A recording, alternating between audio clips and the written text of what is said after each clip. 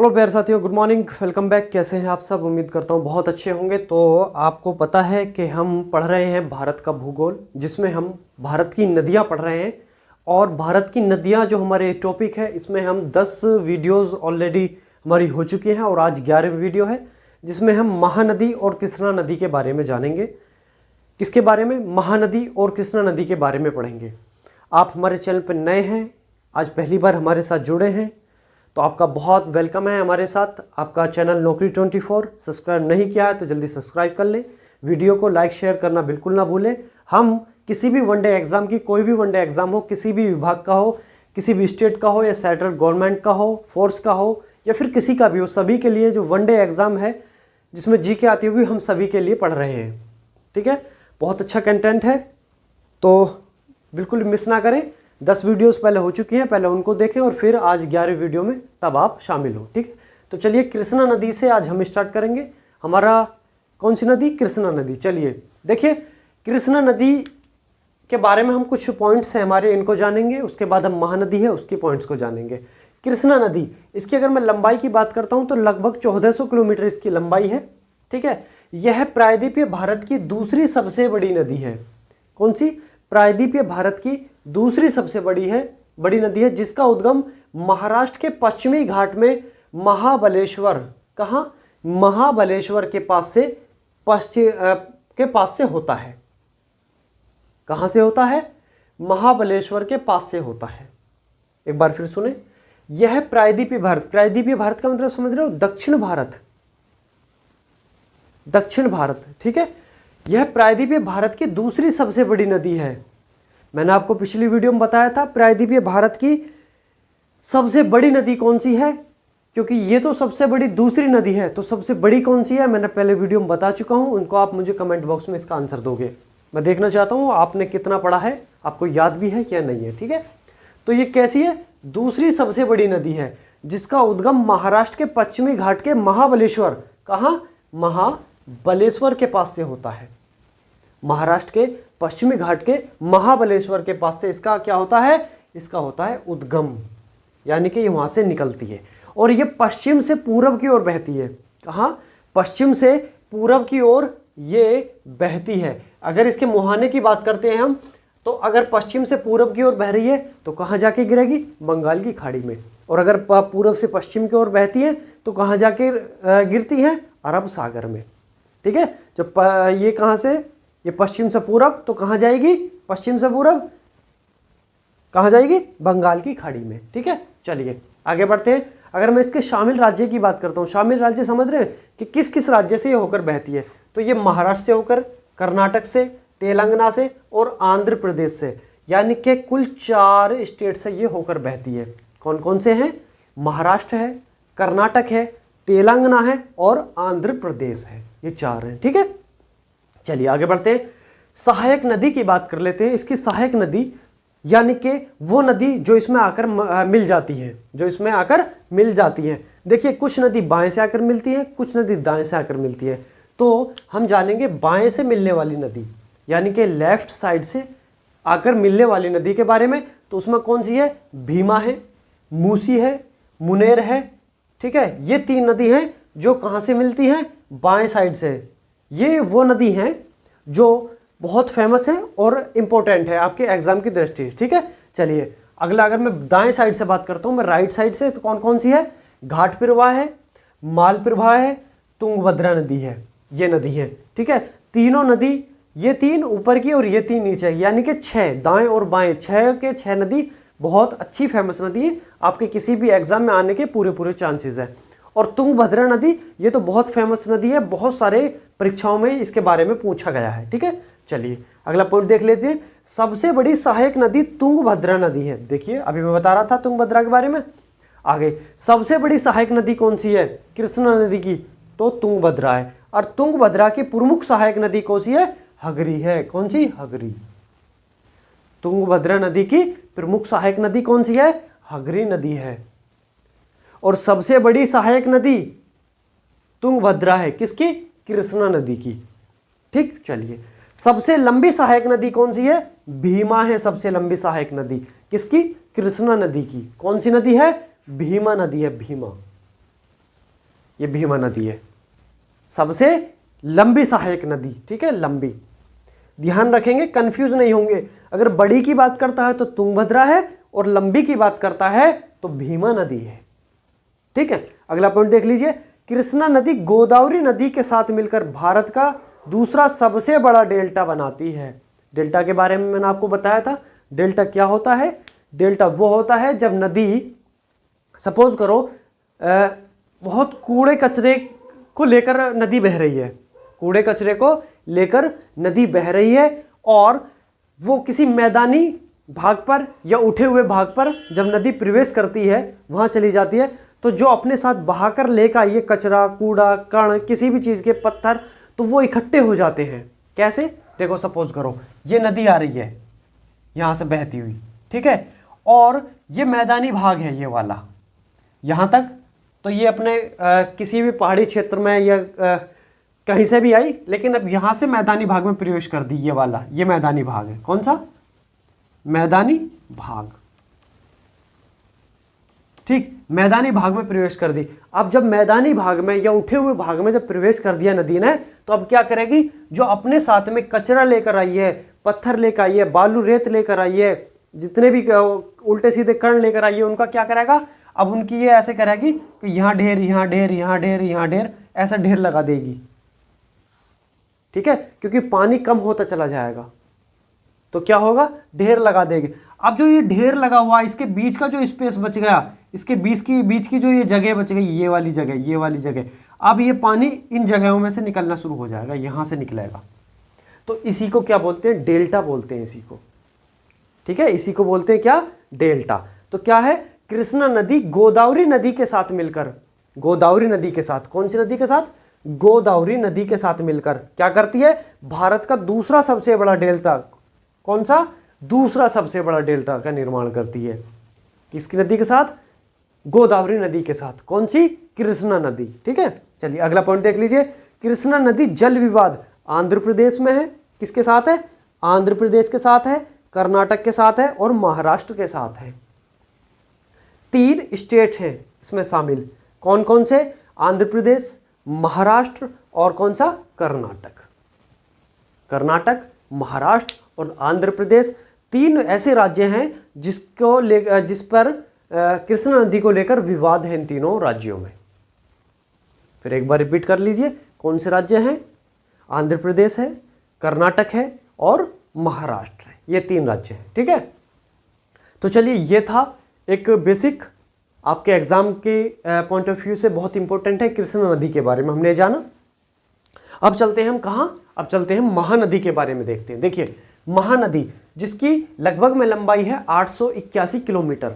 आपकी परीक्षाओं में ऐसा समझ लिए कि 1% लंबाई के बारे में पूछेगा, किसी भी नदी की लंबाई के बारे में 1%। इसके अलावा ये जो सारे फैक्ट्स हैं, ये सबसे ज़्यादा इंपॉर्टेंट है, और ये वही फैक्ट्स हैं, आप पुराने किसी भी पेपर को उठा के देख लीजिए, किसी भी पेपर को, प्रीवियस ईयर को, इन्हीं में से जो मैंने बोर्ड पर लिखा है, इन्हीं में से आया हुआ मिलेगा, और आने की भी पॉसिबिलिटी इसी में से है, ठीक है।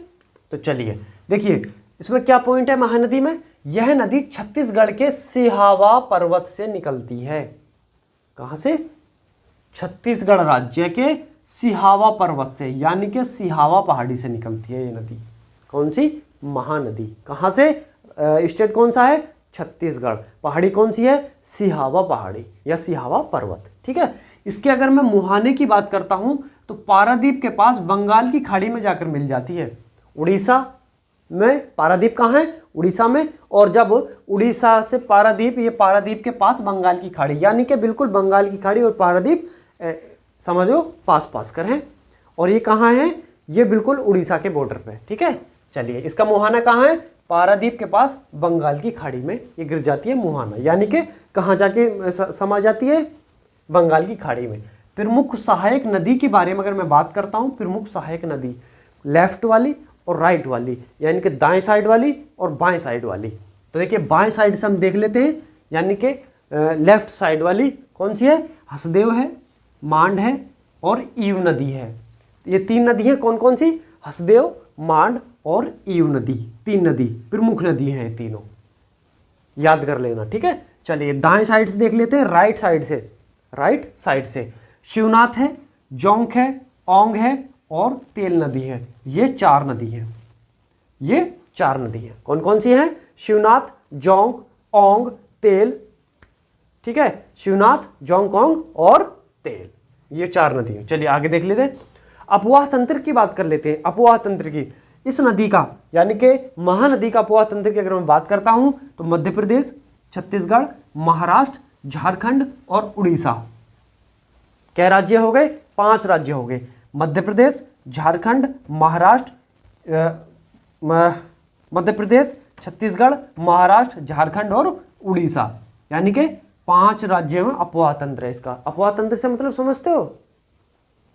अपवाह तंत्र का मतलब है, देखिए ये नदी छत्तीसगढ़ से निकलती है और छत्तीसगढ़ से निकलने के बाद उड़ीसा में प्रवेश कर जाती है और उड़ीसा में प्रवेश करने के बाद ये पारादीप के पास बंगाल की खाड़ी में जाके मिल जाती है। बहती 2 राज्यों में है, छत्तीसगढ़ में और उड़ीसा में। लेकिन बात करते हैं अपवाह तंत्र की। कैसे कैसे? देखिए ये नदी आ रही है, ये कौन सी है? सपोज करो ये महानदी है।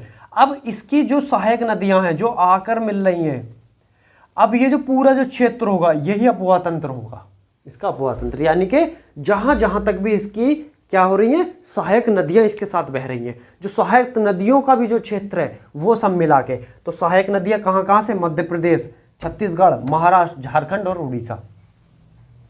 ठीक है, जबकि छत्तीसगढ़, देखिए 2 ही राज्य हैं, कौन कौन से?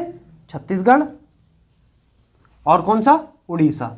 ये 2 राज्य हैं जहां ये बहती है। इसके अलावा मध्य प्रदेश, महाराष्ट्र और झारखंड से कौन सी इसकी सहायक नदियां आ रही हैं? कहां कहां से? मध्य प्रदेश से, महाराष्ट्र से और झारखंड से।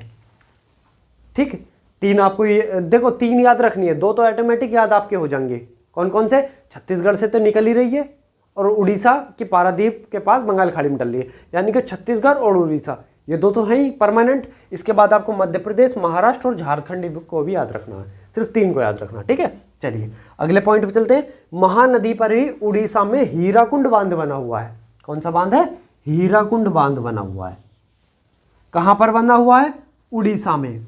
बहुत ही फेमस, बहुत ही ज्यादा परीक्षाओं में आया हुआ सवाल। पता क्या आता है? हीराकुंड बांध किस नदी पर बना है? ये बहुत ही सारे, आप जब ज्योग्राफी उठा के देखोगे ना और नदियों के बारे में पढ़ोगे, प्रीवियस ईयर क्वेश्चंस की मैं बात कर रहा हूं, तो बहुत जगह आपको ये सवाल मिलेगा, बहुत जगह सवाल मिलेगा। या फिर जहां सवाल होगा उसके सामने ईयर डले होंगे और परीक्षाओं के बारे में लिखा होगा कि कितने परीक्षाओं में और कितने सालों में पूछा गया है। तो ये हीराकुंड बांध बहुत सारे, उसमें बहुत फेमस चीज। ठीक है, महानदी पर ही टीकरपाड़ा बांध है। कहां? महानदी पर ही। कौन सा? टीकरपाड़ा बांध है, जो कि भुवनेश्वर के करीब है। यानी कि ये जो बांध है ये भुवनेश्वर के लगभग 100 किलोमीटर के समथिंग है भुवनेश्वर से। टीकरपाड़ा, भुवनेश्वर एक फेमस जगह है इसलिए भुवनेश्वर लिख दिया है। ठीक है, टीकरपाड़ा बांध कहाँ है? भुवनेश्वर के करीब है। कौन सी नदी पे? महानदी पर है। और अगर मैं टीकरपाड़ा नेशनल पार्क की बात कर रहे हैं, अभ्यारण्य की बात कर रहे हैं, टीकरपाड़ा अभ्यारण्य, तो एक चीज देखना, मगरमच्छ के लिए फेमस है टीकरपाड़ा। अगर आप अभ्यारण्य की बात करता हूँ, वन्य जीव अभ्यारण्य की, तो मगरमच्छ के लिए बहुत फेमस है, बहुत ज्यादा मगरमच्छ। ठीक है, याद रखना। शामिल राज्य में बात करता हूं तो छत्तीसगढ़ और उड़ीसा में आपको बता ही चुका हूं कि छत्तीसगढ़ से निकल के चलती है, छत्तीसगढ़ से बनती है और पारादीप बंगाल की खाड़ी यानी कि उड़ीसा में मिल जाती है। छत्तीसगढ़ कहां से निकलती है? सिहावा पर्वत से निकलती है, यानी कि सिहावा पहाड़ी से। छत्तीसगढ़ में सिहावा पहाड़ी से निकलती है, इतना याद रखें। सिहावा पहाड़ी से निकली और पारादीप के पास बंगाल खाड़ी में जाके मिल गई। ठीक है, ये याद रखना है। तो चलिए, हमने कृष्णा नदी और महानदी 2 नदियों के बारे में जाना। अब अगले वीडियो में कुछ और नदियों को लेकर आएंगे। अभी हम पढ़ रहे हैं प्रायद्वीपीय भारत की नदियां। हमने इससे पहले क्या पढ़ा था? हमने इससे पहले हिमालय से निकलने वाली नदियों के बारे में जाना। कौन कौन सी नदी? सिंधु नदी की जो 6 नदियां हैं, चलिए एक बार फिर रिवीजन करा देता हूं। सबसे पहले सिंधु नदी, फिर झेलम नदी, फिर चिनाब, फिर रावी, फिर व्यास और फिर सतलुज। इसमें क्या पॉइंट है? इसमें यह पॉइंट है, सिंधु नदी कहां से आ रही है? तिब्बत से आ रही है। और दूसरी कौन सी आ रही है? सबसे ऊपर वाली, सबसे नीचे वाली। सबसे नीचे वाली कौन सी? सतलज नदी ये भी कहाँ से आ रही है? तिब्बत से आ रही है। सबसे छोटी सहायक नदी कौन सी है सिंधु नदी की? व्यास नदी। सबसे बड़ी सहायक नदी कौन सी है? चिनाब नदी। उसके बाद हमने क्या पढ़ा? ब्रह्मपुत्र नदी को पढ़ा। ब्रह्मपुत्र नदी भी कहाँ से निकल रही है? तिब्बत से ही निकल रही है, ठीक है। सांगपो या सापू, ठीक है, इसका अन्य नाम है जो मतलब वहाँ बोलते हैं। और गंगा और ब्रह्मपुत्र मिलकर क्या बना है? संयुक्त जलधारा मेघना, जिसको बोलते हैं मेघना, ठीक है। अब एक चीज़ आप मुझे बताएंगे कि मेघना की सहायक नदी कौन सी है? मेघना की सहायक नदी मैंने आपको बताया था, ठीक है। उसके बाद हमने फिर क्या जाना? ब्रह्मपुत्र के बाद में हमने जाना गंगा नदी तंत्र। पूरा गंगा नदी तंत्र के बारे में हमने पढ़ा। उसके बाद अब क्या पढ़ रहे हैं हम?